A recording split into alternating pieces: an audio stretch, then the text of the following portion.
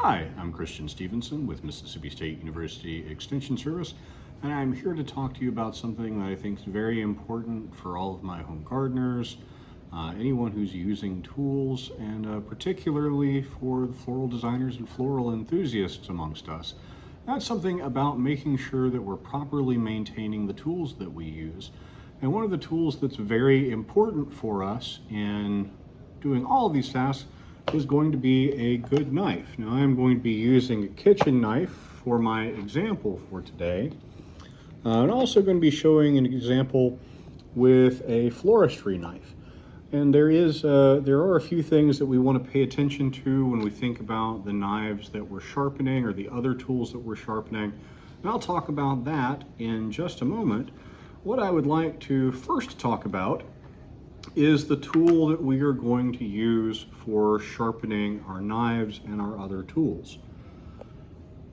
And so probably what I think of as being the best tool for sharpening, particularly for knives, is going to be a whetstone. Now, one thing that you want to pay attention to when you get a whetstone is you need to know what kind of whetstone it is.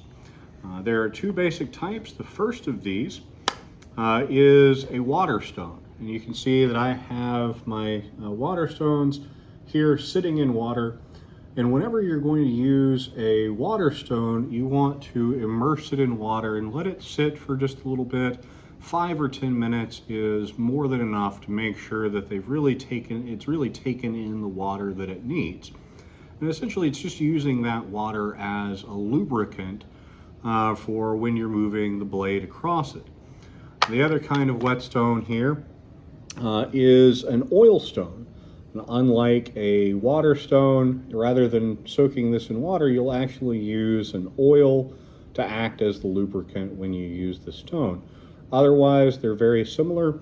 And one thing I do want to say is that, if you have a whetstone and you take care of it, they can last a very long time. It's not something that you're going to have to buy over and over again.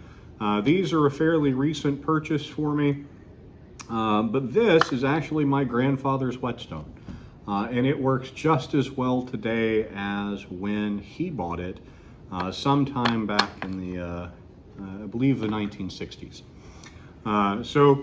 That is just a brief introduction to whetstones. The other thing that you want to pay attention to when you look at a whetstone is, just like sandpaper, whetstones have a grit level.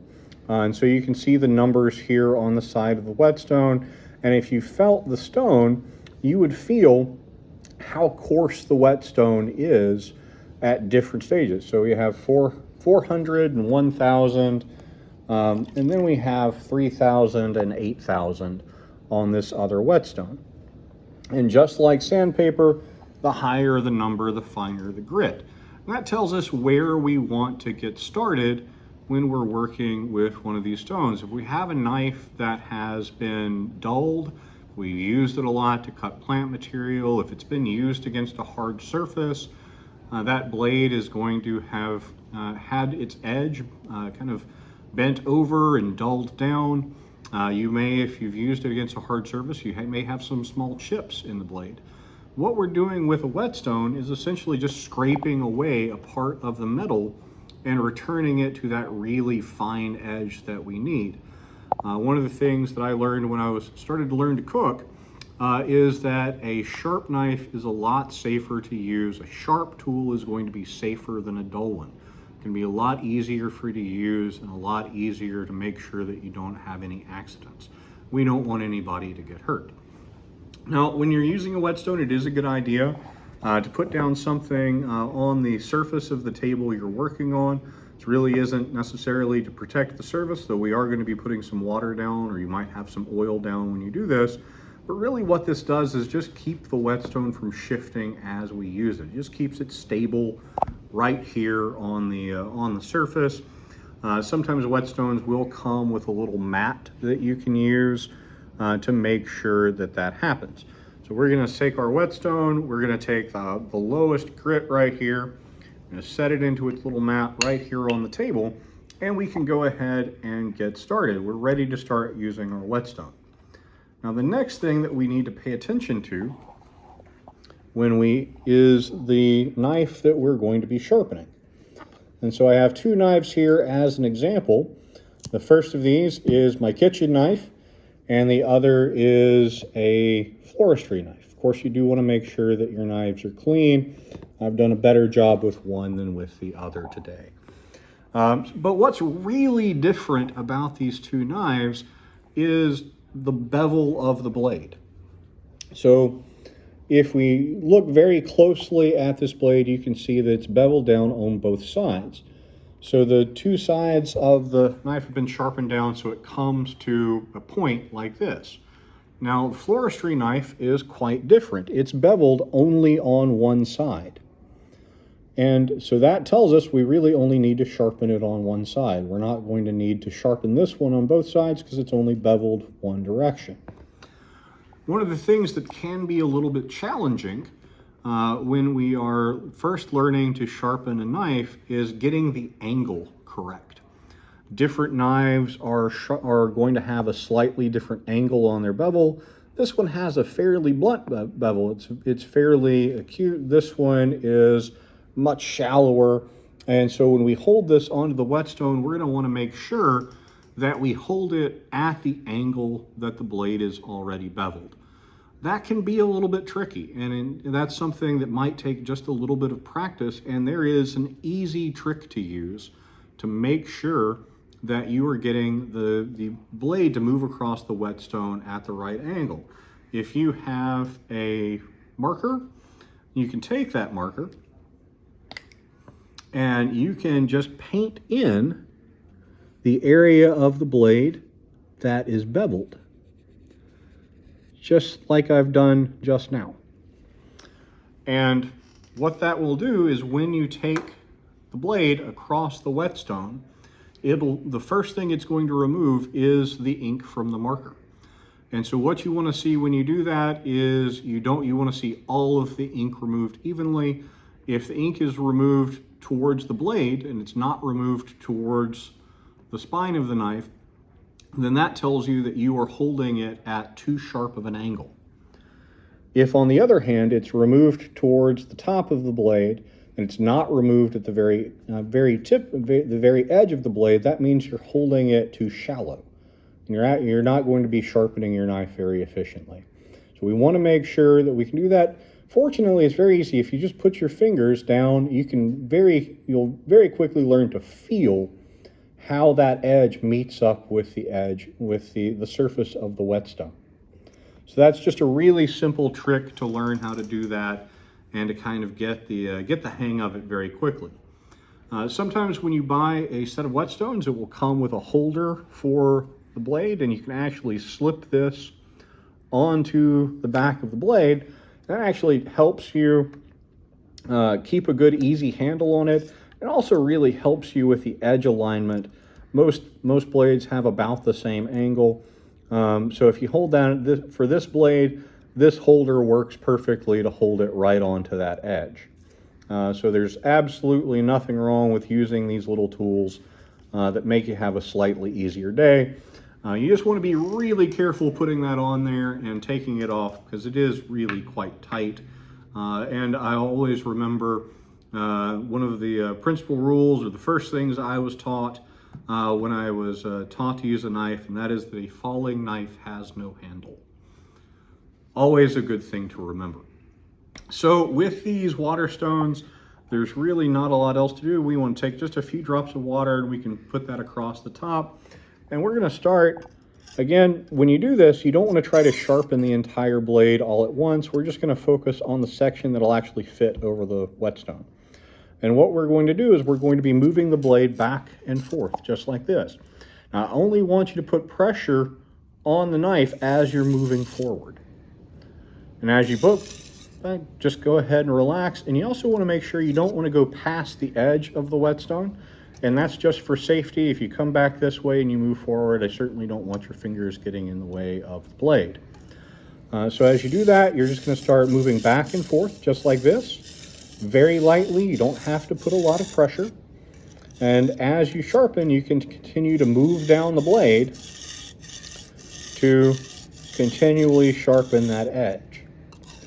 And I don't need to do a whole lot with this one with this really heavy grit, so I'm going to move on from this.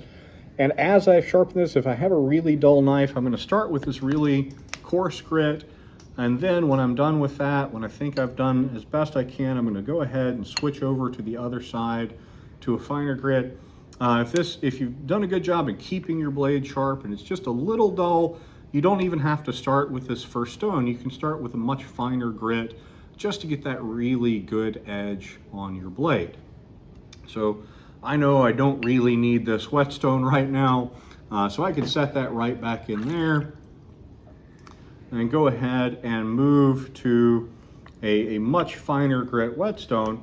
It's got good water on it, so I can go ahead and start moving it right across the stone. Just try to be really even with it. What you will notice with the whetstone as you do this, you'll start to see some dark brown or kind of just dark color coming out. And that is actually the steel of the knife being scraped away to restore that edge. That's all there is to it. You just go ahead, go back and forth, really gentle. You don't have to be hard with it. And it's not going to take as long as you might think. So you can continually kind of test your edge to make sure that it's right where you need it to be to get that edge. And of course with this, you can actually see where I've scraped away that material. I'm going to need to go to the other side and do the exact same thing on this side, just like that.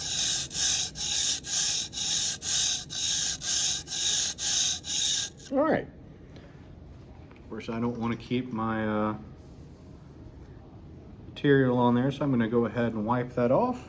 And so now we can look at our floristry knife. Remember, it's only beveled on one side, so we do want to make sure that we're only going to sharpen the one side. If I try to sharpen this side, it's not going to do anything for me. So we can go ahead. I'm going to need to move up to that coarser grit. My floristry knife has had a hard day. And it's seen some pretty good use over the past little while, so I want to make sure that I start off with this coarser grit. And again, I can just set it down on here and feel for how that is going to get on that edge. Remember, if I go too high and I move along here, I'm going to remove the ink as I get really close down to the blade. If I hold too shallow, I'm going to take the material off without actually sharpening the edge. And it's going to be the exact same thing, just back and forth to really get that blade good and sharp. And so there we go. You can go ahead, move to another grit, and start the same process all over again.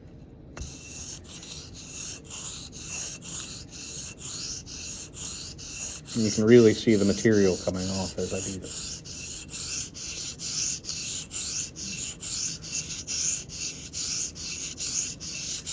All right. Doing a pretty good job there.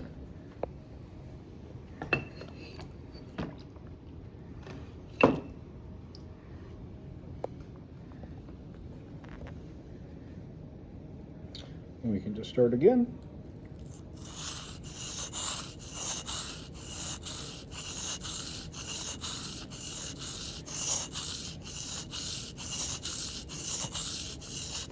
Okay, well, I'm going to finish these off after the video, make sure that they're good and taken care of. I appreciate your time and your attention today. If you have any questions, please feel free to contact me, contact your county agent. They'll be happy to help you as well. There are other tools that we use that maybe we want to use some other tools to sharpen. Some of our other tools that we use in the landscape, particularly things like pruners, we want to sharpen as well. And I hope to have a video in the near future to help you out with that. So thank you very much.